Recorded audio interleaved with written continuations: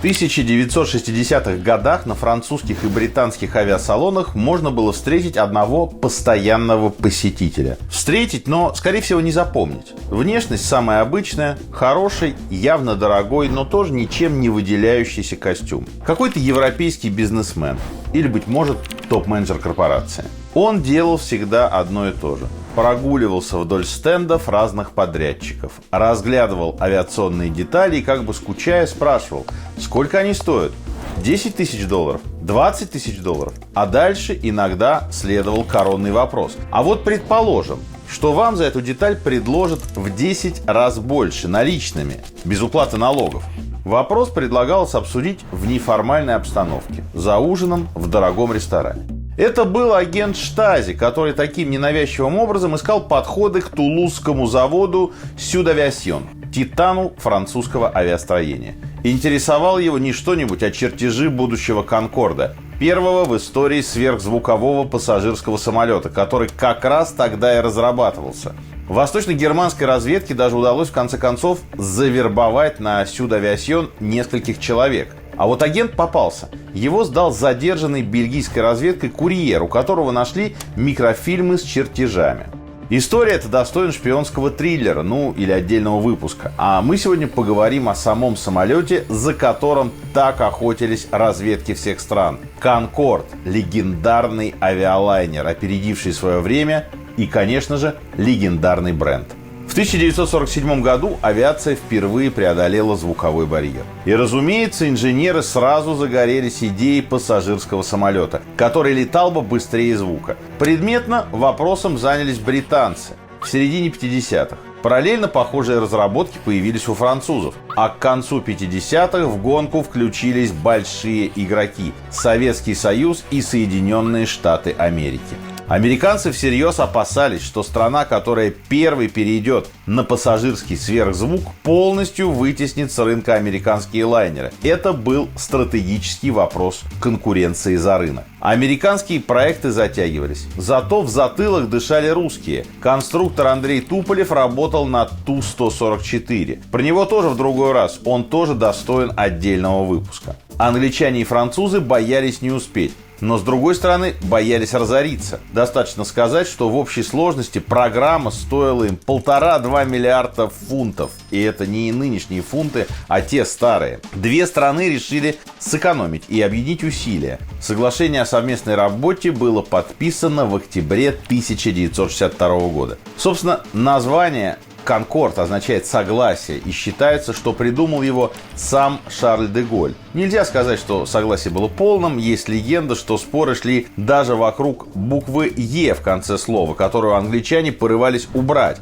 а французы не отдавали. Было много споров об экономике, но победил все-таки страх не выйти на рынок первыми. Так что экспериментальный образец «Конкорда» взлетел в марте 1969 года, а уже через 2 месяца его показали на авиасалоне в Ле-Бурже. Программа была на контроле у первых лиц государства, иногда в прямом смысле на ручном управлении. В январе 1972 года принц Филипп, муж королевы Елизаветы II, пилотировал «Конкорд» во время одного из испытаний. Самолет уже тогда вызывал у публики экологические опасения, так что журналисты спросили принца: а как вам шум и дым? «Нормально», — ответил им принц, — «я сидел внутри и не курил». Из многих выпусков наших 2 каналов вы знаете, что Филипп вообще отличался потрясающим своеобразным чувством юмора. Первые коммерческие рейсы «Конкорд» совершил в январе 1976 года. Самолет British Airways слетал из Лондона в Бахрейн, а борт Air France из Парижа в Рио-де-Жанейро. Каждой авиакомпании досталось по 7 «Конкордов», и больше таких самолетов не было ни у кого в мире. Давайте посмотрим, что это был за самолет. Во-первых, невероятно быстрый. «Конкорд» мог разгоняться до 2150 км в час, почти дважды скорость звука. Он поднимался на высоту до 18 тысяч метров над землей, а это уже нижние слои стратосферы. «Конкорд» мог долететь из Парижа или Лондона в Нью-Йорк за 3 часа. Другим самолетам для этого требовалось, да в общем и до сих пор требуется, 8-9 часов. За эту скорость требовалось платить. Ну, во-первых, сам лайнер был по современным меркам небольшим и относительно тесным. У него был довольно узкий салон шириной 2,5 метра, где помещалось, в зависимости от компоновки салона, от 90 до 100 пассажиров. Разрешалось взять с собой одно место багажа весом не более 12 килограмм, то есть практически ручная кладь. Во-вторых, билет стоил дорого. В 1977 году долететь из Лондона в Вашингтон на Конкорде стоило 430 фунтов в одну сторону. В пересчете на современные деньги это $3000. С годами цены росли, и к концу 90-х перелет туда и обратно через Атлантику стоил $12 500. С поправкой на инфляцию 20 тысяч современных. Конечно, основную целевую аудиторию Конкорда такие цены не смущали. На этом самолете всегда летали люди, чье время было дороже денег. Авиакомпании это прекрасно знали, и у самолета был слоган «Arrive before you leave». Имелось в виду, что если сесть на рейс в западном направлении, то прилетишь по местному времени раньше, чем улетел. Конкорд был в буквальном смысле быстрее солнца. Среди его регулярных пассажиров считалось нормой слетать одним днем навстречу в Нью-Йорк и вернуться обратно. А у богатых британцев было особым шиком вылететь из лондонского Хитроу в 9:30 утра, прибыть на Барбадос в 9:45, искупаться, выпить в пляжном баре и вернуться домой в Лондон к 8 вечера. Принц вошел в историю как музыкант, который дал за один день 2 концерта на 2 разных континентах. Он принял участие сразу в 2 частях легендарного благотворительного фестиваля Live Aid, британской и американской. Сначала выступил в Лондоне на стадионе Уэмбли, потом за 3 часа долетел на Конкорде в Нью-Йорк, а потом его доставили на вертолете прямо к сцене в Филадельфию. Не менее скоростным, чем сам самолет, был связанный с ним сервис. Есть, например, история про то, как саудовский принц опоздал на рейс Конкорда из-за парижских пробок, и чтобы не пропустить важную встречу, заказал у Air France чартер на таком же лайнере. Экипаж привезли в аэропорт так быстро, что капитан не успел надеть форму и летел в чем был. Обычный полет на Конкорде начинался с ускоренной регистрации и отдельного бизнес-зала, где предлагался шведский стол с шампанским и деликатесами всех разновидностей. На борту пассажиров ждала экзотика, включая иранскую черную икру. А вот кубинские сигары до 1997 года выдавались только на рейсах за пределами США из-за санкций. Карта вин сделала бы честь любому мишленовскому ресторану. Помимо прочего, на борту был отдельный отсек для хранения шуб из норки и соболя. Стюардессы, кстати, потом признавались, что иногда тайком мерили эти шубы. Клиентов знали поименно и лично провожали к их креслам. Самыми престижными считались 1А и 1Д. Они были дальше всего от шумных двигателей. А пассажиры 1А и 1Д садились в самолет последними и выходили первыми. Королева Елизавета II всегда сидела на месте 1А. Вообще, проще перечислить, кто из знаменитостей не летал на Конкорде. В салоне можно было увидеть, как Майкл Джексон раздает автографы, а отец Уитни Хьюстон раздаривает билеты на ее шоу. Пол Маккартни мог достать гитару и спеть. Ростропович так переживал за свою виолончель, что покупал для нее отдельное место рядом с собой. Синди Кроуфорд вспоминала, что однажды уснула в салоне еще до взлета, а когда проснулась, обнаружила, что рядом с ней сидит Мик Джаггер. Один из пассажиров так описал эту обстановку. Если бы у денег был запах, его можно было бы полной грудью вдыхать в салоне Конкорда. Это был своего рода закрытый клуб. Но при этом клуб очень демократичный. В небе на короткие 3 часа все как бы становились равны. Можно было запросто поболтать, например, с Элтоном Джоном, который в обычной жизни мизинцем бы для тебя не пошевелил. А тут вполне искренне интересовался, как у тебя дела. В разреженном воздухе стратосферы как будто бы и сопротивление социальной среды тоже уменьшалось. В теории билет на Конкорд мог купить любой человек. Самым известным и часто летающим пассажиром Конкорда стал в итоге не селеб, а менеджер по имени Фред Финн, который сделал невероятные 718 рейсов и налетал на 2 миллиона фунтов. Конечно, не своих, он занимался международным лицензированием и платила компания. Фред, как прошаренный пассажир, всегда старался брать место 9А, потому что именно с него начинали разносить еду и напитки. Он стал чем-то вроде маскота, иногда экипаж даже брал его с собой в кабину. Фреду повезло с работой, а вот некоторые фанаты годами копили деньги на билет. Особенно на новогодние рейсы. На борту Конкорда Новый год можно было встретить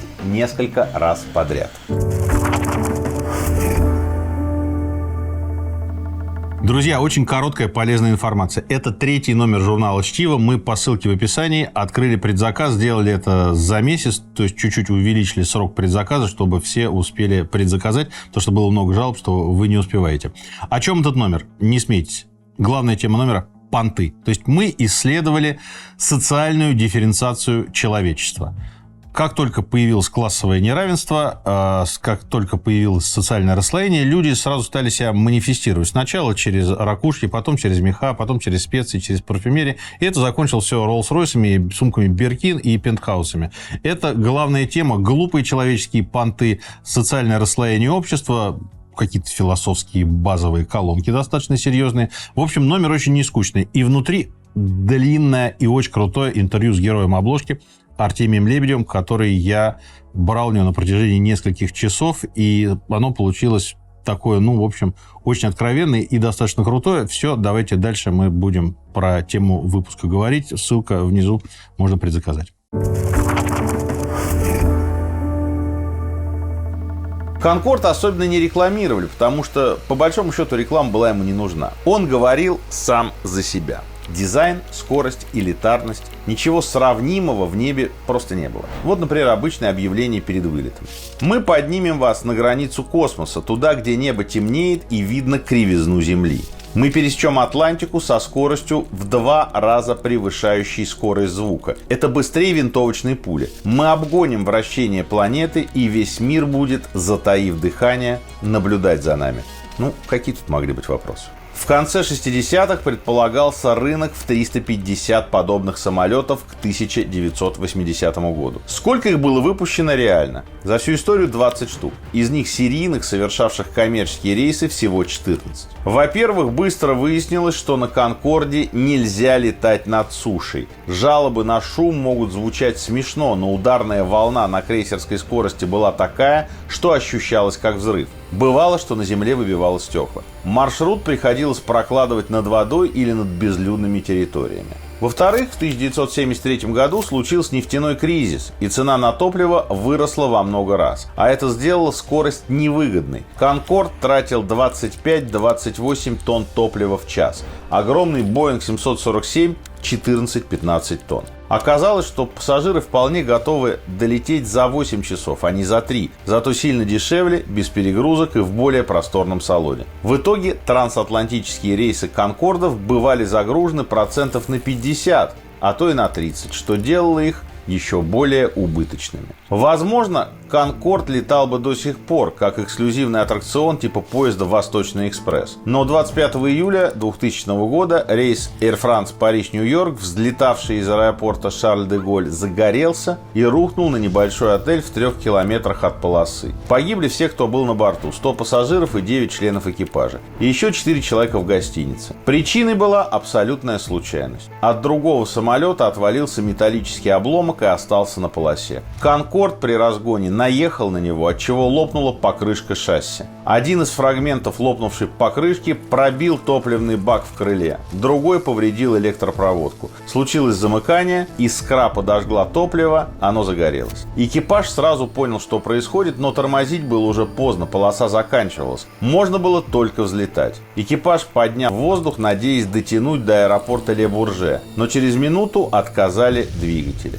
Это была первая катастрофа «Конкорда» со смертельным исходом. Она же и стала последней. Никто не винил в случившемся ни экипаж, ни сам самолет, но было понятно, что эпоха сверхзвуковых перелетов подходит к концу. Ограничения на шум и выхлопы, высокие операционные расходы 11 сентября «Конкорд» добила не что-то одно, а все это в совокупности. 24 октября 2003 года «Конкорд» совершил свой последний коммерческий рейс, а в ноябре того же года последний раз поднялся в воздух. Это удивительно, если вдуматься. Всего 20 лет назад из Европы в Америку можно было сгонять за 3 часа. А теперь все, уже нельзя. Планы возрождения сверхзвуковой пассажирской авиации появляются регулярно. Например, в НАСА предложили особую форму фюзеляжа, которая позволяет убрать проблему с ударной волной. Но все эти проекты находятся в ранней стадии разработки. Так что новый «Конкорд» полетит не раньше 2030-х годов. Пока что про него можно сказать точно одно: на борту однозначно будут черная икра и шампанское.